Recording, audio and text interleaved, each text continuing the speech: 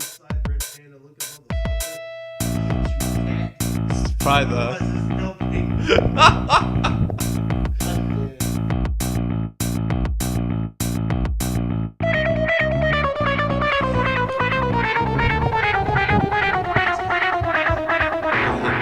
in the interest of bad taste, Riff and Rock Music Talk is back. For 2013. Recorded 2012. What? Are we time traveling? Whoa! So we are back because the episode you did not hear never happened. It never happened. It's sitting in our hard drive hell. But we figured we'll press on. We have 3 albums we wanted to talk about today, and then any nonsense that comes in between. But I figured since we're on the topic, we're going to start off with what has been arguably amongst many tabloids, print, internet, music sites, newspapers. Water cooler conversations. Is the Frank Ocean Channel Orange album by Frank Ocean. Not Frank Orange, who made the famous album Channel Ocean. Don't get it confused. Yes. So let's start off with Frank Ocean's Channel Orange. What did you think of Frank Ocean's Channel Orange? I like it. It definitely has its moments, but for the most part, like the pacing is just so unique in that it's really slow, like Gregorian monk chants slow. But it's catchy. It's got some quirk to it. Overall I like it. I'd have to agree to some extent.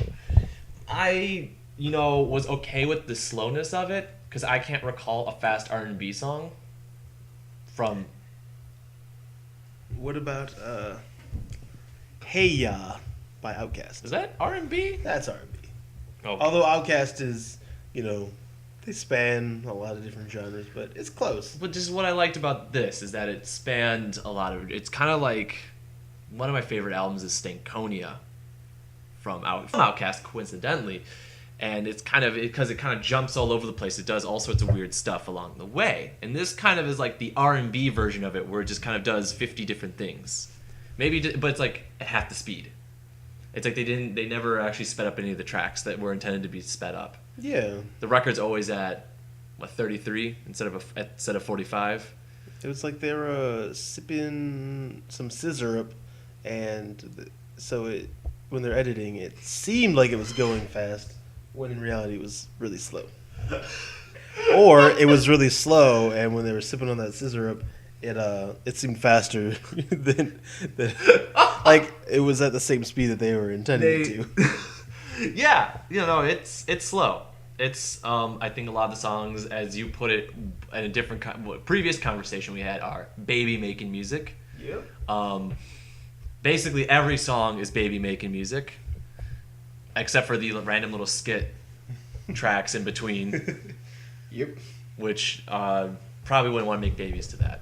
Which I like. They're nice little intermissions. Again, it reminds me of the little skit, the Stankonia skits. Yeah. Nowhere near as good though, because I think that's one of the best albums ever. Yeah, it definitely is. To set a benchmark, I think probably in that decade, arguably the best album that came out. Just a really good combination of everything.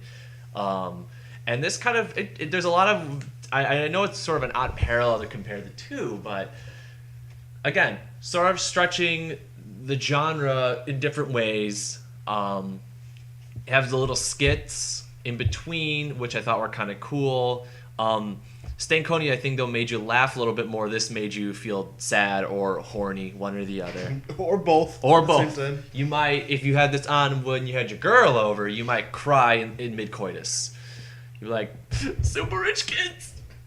And that's perfectly all right. It's I think that was the intention. Right.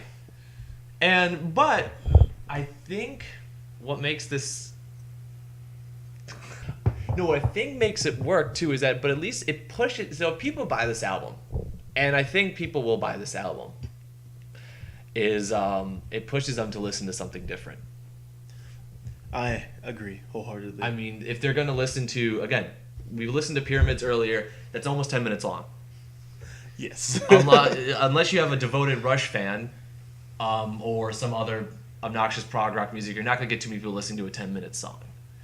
That's true. For pop music and R&B, it's uncanny. This very you really pop, R&B, hip hop never really push past 4 minutes, unless like there's a couple artists that will do some things, but for the most part, you really don't push past that traditional song barrier. Justin Timberlake is known to have longer songs, And he will LP with some songs. He'll push it.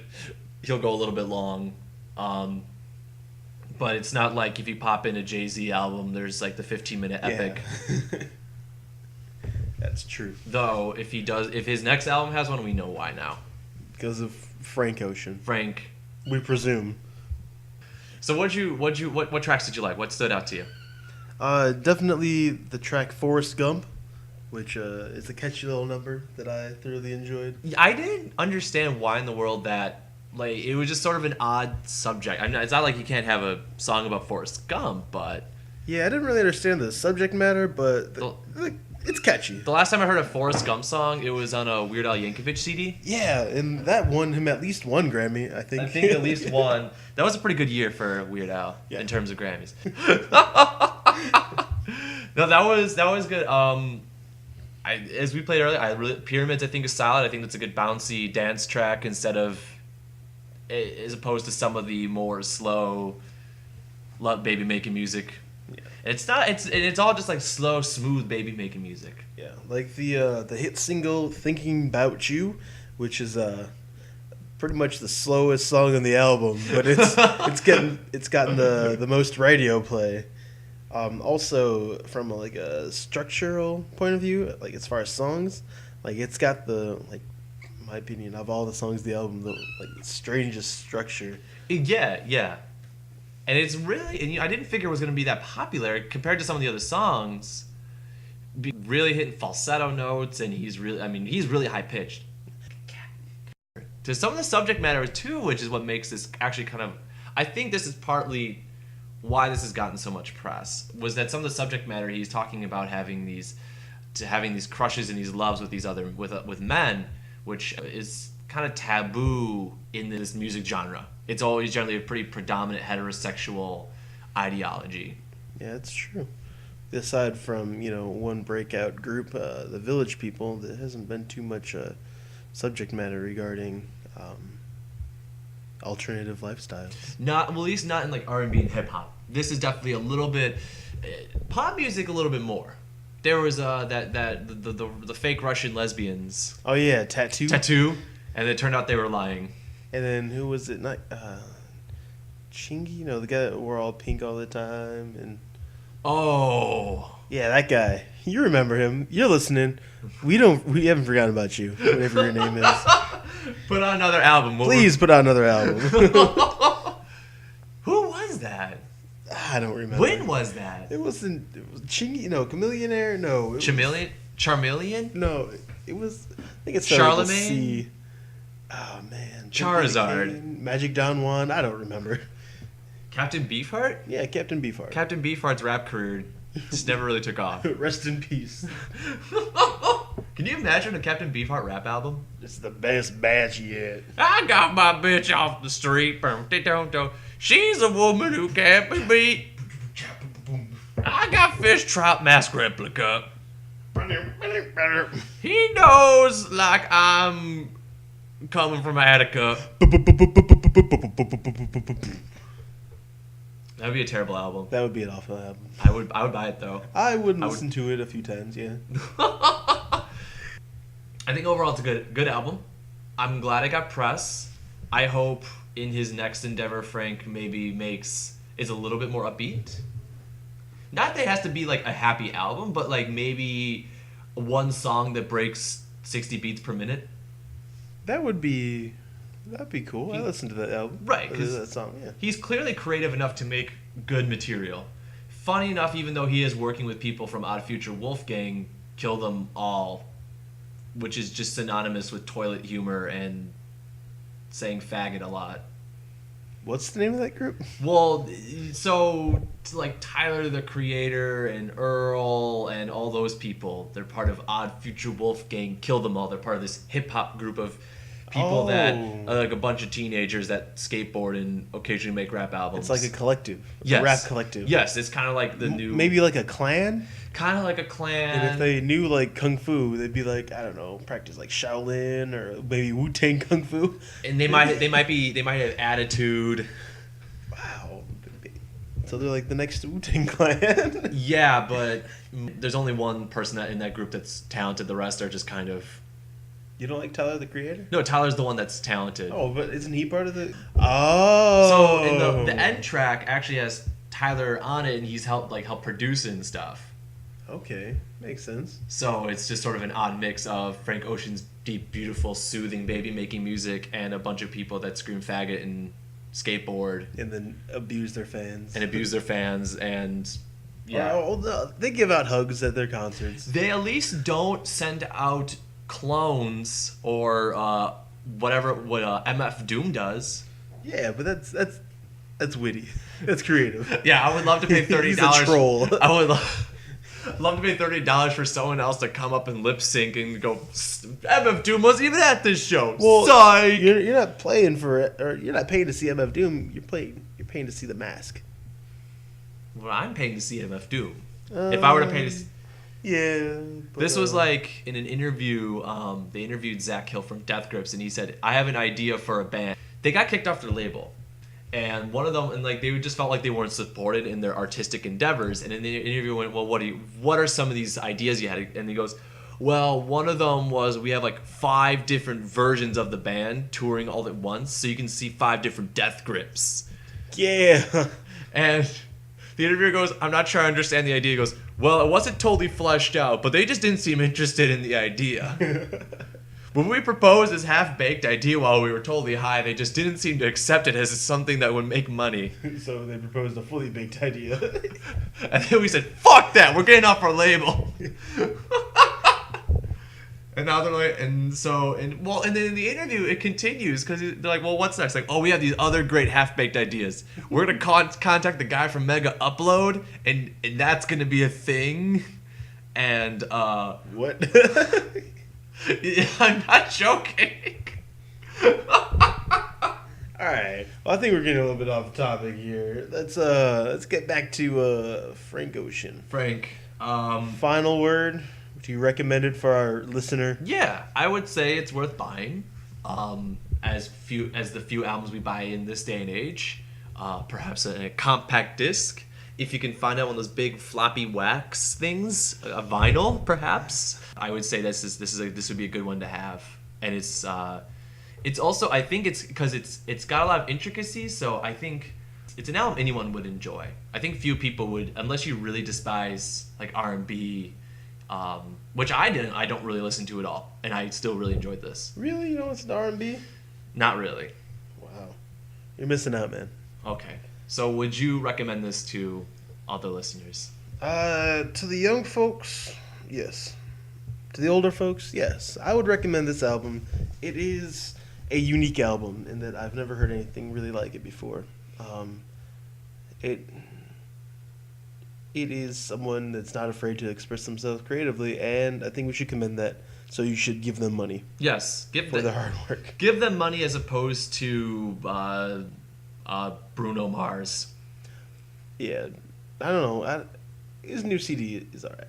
But either way, ignore Bruno Mars. If you have a choice between Bruno Mars and Frank Ocean, go with Frank Ocean. I think that's a good way to end that thought. Now, from moving on to artists that are sort of opening, what's the term? Opening the envelope, pushing the envelope, to artists that are running against the clock. We now have.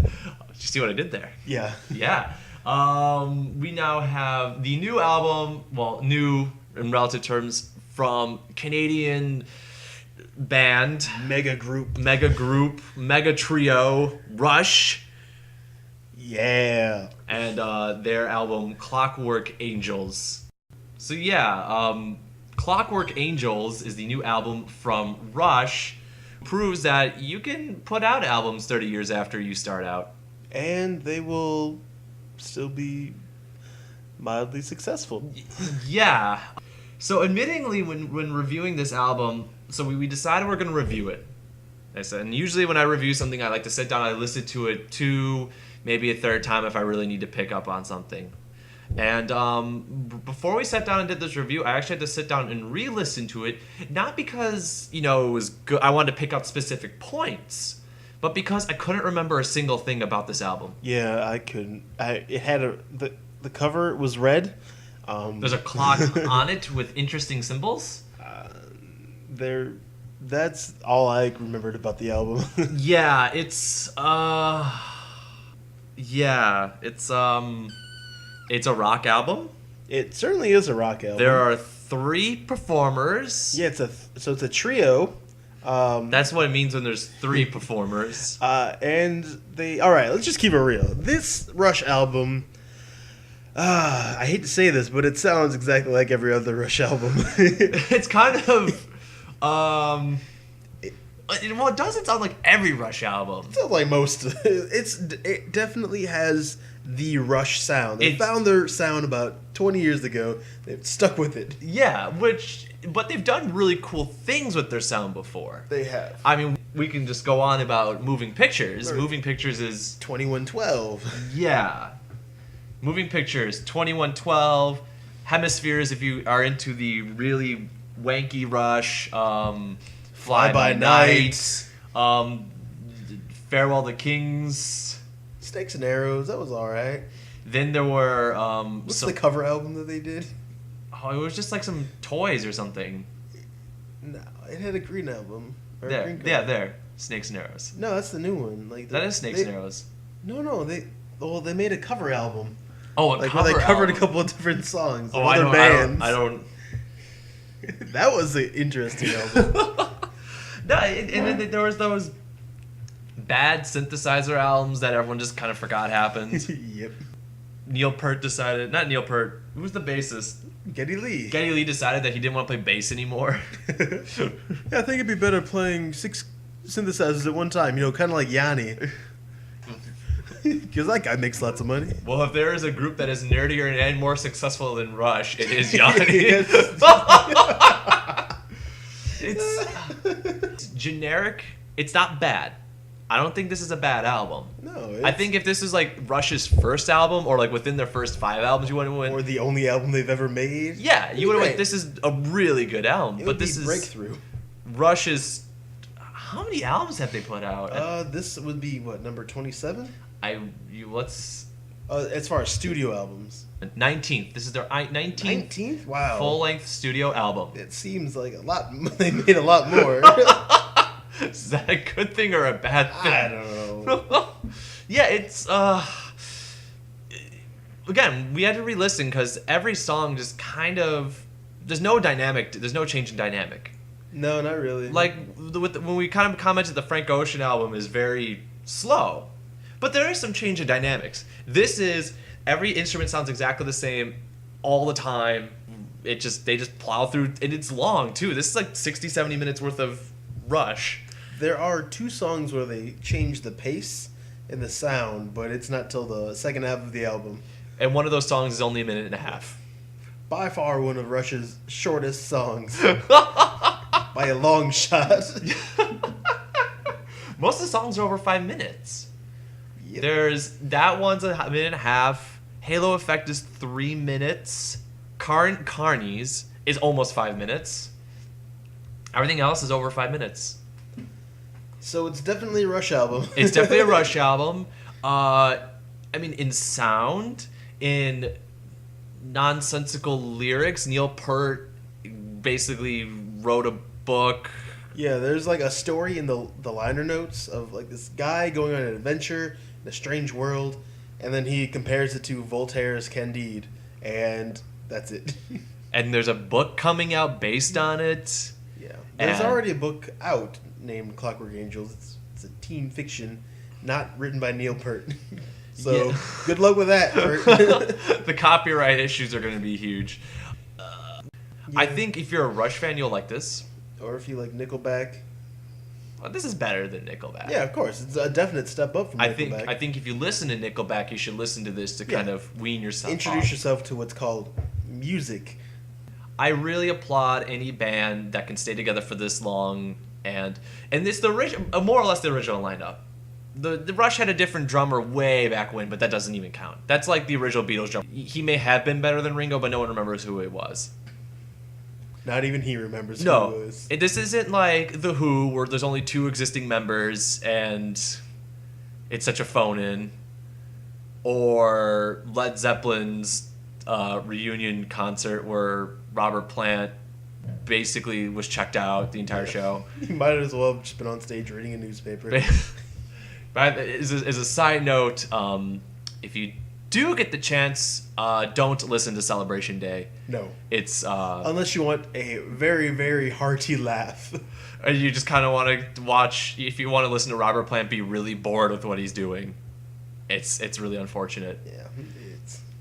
But I'm looking at the song list and I want to comment on something, but I really can't. There's nothing. I can't really add anything to it. Caravan, the first song. It's a very good introductory song. I listened to it. I got very excited. I'm like, ooh, it's going to be awesome It's and gonna be heavy. amazing. There's going to be explosions, fireworks, but then it just kind of dwindles. Well, then it's like... It plateaus, if you will. It plateaus really quickly. It's just like, a vertical wall of rawness.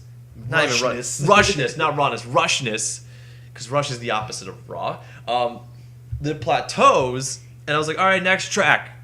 Well, that sounded about the same, but I know the next track sounded now I know the next track.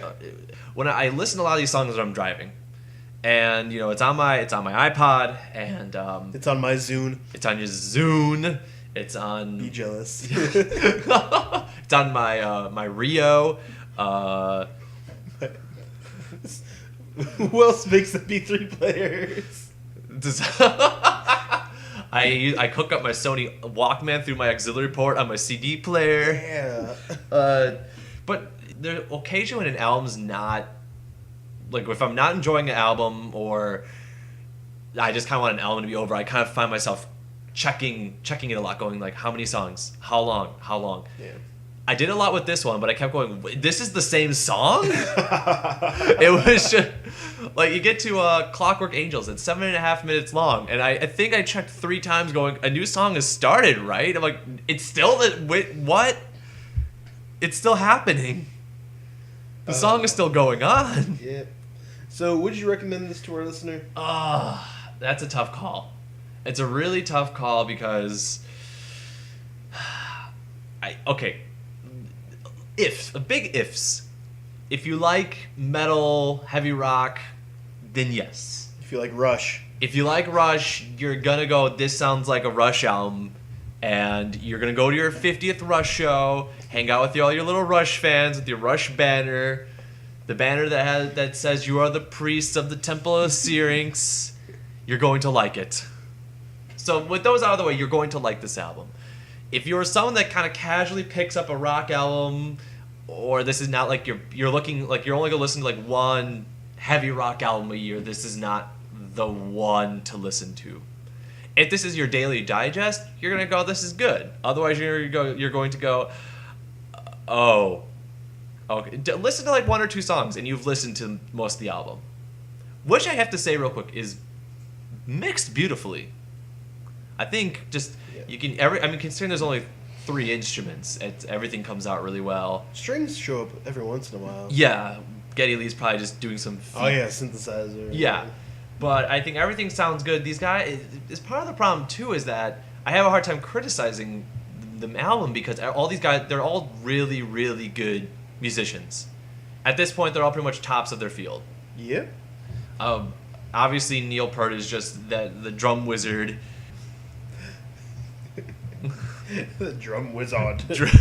Well, wizard just kind of is just a good way to describe it. Just a bunch of D&D. Bring me 6 sapphires, and I will show you the way. And then the other 2 guys, Alex and Neil, are very good musicians too. But I think they should just challenge themselves to do something not Rush. And I would have to agree on some parts. Like, as far as recommendations, yeah, if you're a diehard Rush fan, pick it up. It's a great album if you like Rush. If you've never listened to a Rush album, it would be a great album to introduce you to the phenomenon that is Rush. But if you've listened to Rush in the past and you're really on the fence about it, I don't recommend it. You're not going to find anything really new here. So you're better off, buying me a Rush album. Which is cool. I accept all sorts of Rush albums. There's better ones. 2112, Fly By Night, Farewell to Kings, Moving Pictures, Hemispheres. I mean, these are all good albums. Very, very, very good albums. Not just because they are the quote-unquote classics, but no, they are legitimately solid albums, and they deserve to be listened to. In general, if you're first-time Rush listeners, skip anything that came out in the 80s because it's questionable in quality. Grace Under Pressure? When did that one come out? Grace Under Pressure, I think, had Spirit of the Radio. No, it didn't. The Body Electric? Oh, no, 1984. Oh, God, no. Danger. That's a veto. That is... Yeah, Permanent Waves had Spirit of the Radio. This is the last good one, I think, was Permanent Waves. Jacob's Ladder, that's an interesting song. Yes. But then, like, Power Windows, 1985... Manhattan Project, yes! Yeah, that album was a Manhattan Project. Yeah. What have you listened to anything else recently that you just want to have a quick comment on? So there is one album I like to bring up. We talked about it last time, but since it got deleted, let's bring it up again. That is the Main Squeeze album by the band The Main Squeeze. It is a beautiful album, through and through. Yes. So The Main Squeeze is a band from Bloomington, Indiana. They are pretty new. I think at this point maybe 2 years old. They are blowing up. They're doing a lot of touring. They're going around the States. They played at the Super Bowl, for instance. The Super Bowl party. Sorry, the pre-game for the Super Bowl. Yes, they opened up for the Roots or Rusted Root. No, the Roots. I can never remember which one's which. The Roots is the hip hop band. Okay. So they're playing a bunch of shows. They are coming New York, Michigan, Indiana, Iowa, Florida, Baltimore, DC, Pennsylvania, Muncie, Indiana. Woo! Home of at least one Burger King. They put out an EP, I think, a year and a half ago, or 2 years ago or so. Now they have a full-length album. We have a little personal history. Just we've seen these guys a bunch of times as they were developing as a group. We are present, I think, in a music video or not to toot our horn. Not to toot our horn. We're kind of a big deal. We have shaken their hands, hung out numerous times. Yes. But why are we bragging? I know. These five gentlemen, are extremely talented. If you have the opportunity to see them live, please do it. They play so well together. It's like, if you're making mac and cheese, they're like the butter to the mac and cheese. It just makes it flow so well together. Which is a challenge for a band like this. Sometimes when a band performs this well live, they have a hard time capturing the energy on an album. And the thing is that they span numerous genres as well. So their sound is, for lack of a better word, they're eclectic. Eclectic. They're eclectic in their sound, but at the same time, they don't. It always still sounds like The Main Squeeze. And for first release, they took a big gamble. They spent, from our understanding, they spent a considerable amount of money in production and recording a high quality album, which is a huge risk. Really good way to bankrupt a band that's starting up. But they also paid for it because they won China. They did win China. So it's pretty much all. Funny enough, they were in a contest, like a battle of the bands in China, and they won. They swept out all their competition. Yes. But yeah, so it was in June they released their full-length album, starting to tour. As an up-and-coming band, I have a lot of high hopes for them. Yeah, I think absolutely. they're just fantastic. When I first saw them, I was very apprehensive because when I had heard maybe some of the genres they kind of encompass, I was like, this is going to sound like a Fish band where they're just going to noodle around and do jack all for 2 hours except bore the hell out of me. And I was very wrong. Very talented. They're all very talented, all very good. They know the balance of, playing something out, having fun with it, but also know how to keep it together. Or at least so far that seems that way. Yeah, that's exactly what I got from watching them dozens of times. Yes. They're great, and if they don't get famous because of you people, I'm going to be very upset. So you should buy their album. You should download their album At mainsqueeze.com. Yes. Of course, they're a startup band. You're not gonna find their albums in stores yet. So there's not much to say about it. It just everything's really good about it. everything is good except for one, which isn't even a bad track. It's just questionable. All right, so the track that we're talking about in particular is Make Your Move? Make Your Move, which is it's a good song. Like, the music is masterfully written. Props to whoever wrote that. But the lyrics, mostly the duet aspect of it, was not the best choice that they could have made. No, it doesn't quite fit. I bet you won't do it. Yeah, I'm not a big fan of it. I think one thing I have to give to the Main Squeeze as a small criticism, as much as I love them, lyrically they're not, like, the vocal quality, the singing is fantastic. Sometimes the lyrics are a little strange. It's strange, or they're mostly about having a good time, and I guess there's nothing wrong with that, but they're almost always just about having a good time. And okay, and that's a personal thing. Let's just say that's a personal thing where that's I would love to hear some deeper lyrics. That's I'll leave it at that. But this song kind of just was even a little bit more so. Yeah, but the person that did write the song in the liner notes was not a normal person that writes their songs. Yeah. You know what? I'm not gonna fault them for it. I would only fault them for accepting that and going, well, we'll roll with this and see what happens. And I've seen it perform live a couple times too. I'm sorry. And well, the one time the female singer was really drunk, and it just came off a little weird. And it was I don't know. I don't know. Okay, that aside, excellent. The one other small gripe I would have, and this is very small, is I don't know why they re-recorded Dr. Funk. Yeah, that was very, very questionable. They had on their EP a song called Dr. Funk, which is an awesome song, and it's super funky. It's about selling drugs. Yes. And they re-recorded it, and it sounds exactly the same. Exactly the same. Exactly the same. And I would listen to one after the other a couple times, going like, did they change anything up considerably? No, it's pretty much the same exact song, with the exception of they changed some of the lyrics to be a little bit more family-friendly radio. Maybe if they're looking for that to be the radio hit. Yeah, it might be the radio edit. But So, I mean, of all the songs on that album that would be like the standout, throw it up on the radio kind of hit, it would definitely be, in my opinion, Trouble. I would say Trouble. I would say also Mama Told Me. Oh, yeah. Mama Told Me is so ruckusy and just that's such a good song. You're going to have a good time when you listen to that song. Yeah, very much so. Questionable. Like, why? I'm not 100% sure why this was the way it was.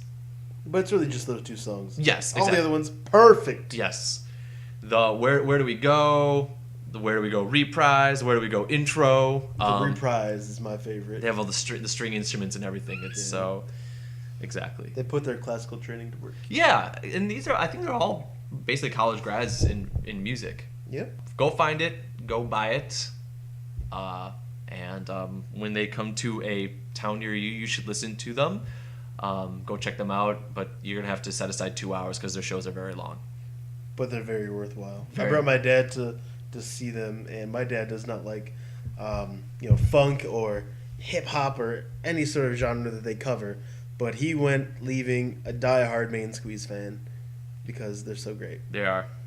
And Main Squeeze, if you're listening, cover Thela Hujinjit. and Heart of the Sunrise by Yes. That would be. That song was written for you guys, so you might as well just play it. Just don't wear the capes. Don't wear the Yes capes. Please don't wear the Yes cape. So yeah, that is a wrap on our reviews. The final mix, as we can say. Or the riffin, what's it called? The riff and rock music talk. Yeah, that's it. I can't pronounce it. I came up with the name, but I can't even pronounce it. Rocky Dennis music team. All right, fellow listeners, we will talk to y'all later. What? Hit us up on our text message cellular phones, our pagers. We've got cans with strings attached to them. Hit us up with them. Contact us on our Kansas string. There'll be cats sent back to you. Yes. Good night, everybody.